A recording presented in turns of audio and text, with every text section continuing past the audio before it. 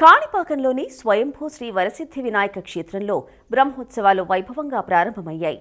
తొలుత శ్రీ సిద్ధి బుద్ధి సమేతంగా స్వామివారికి విశేష పూజలు చేశారు. అనంతరం వేద మంత్రోచ్చారణల నడుమ ధ్వజపటాలాన్ని ఆవిష్కరించి దేవతలను బ్రహ్మోత్సవాలకు ఆహ్వానించారు.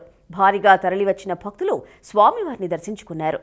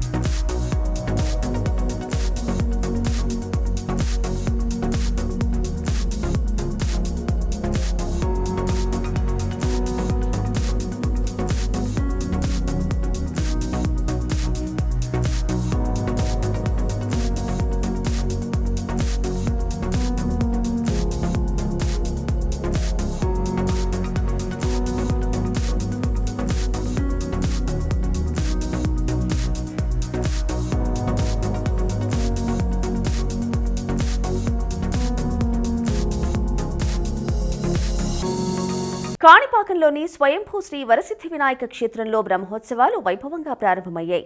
ఉత్సవాల్లో భాగంగా విశేష పూజల అనంతరం సుందరంగా అలంకరించిన హంసవాహనంపై స్వామివారిని కొలువు తీర్చారు. మంగళ వాయిద్యాలు, భక్తుల కోలాహల నడుమ నిర్వహించిన వాహన సేవ నేత్రపర్వమైంది. భక్తులు స్వామివారికి కర్పూర హారతులు సమర్పించారు.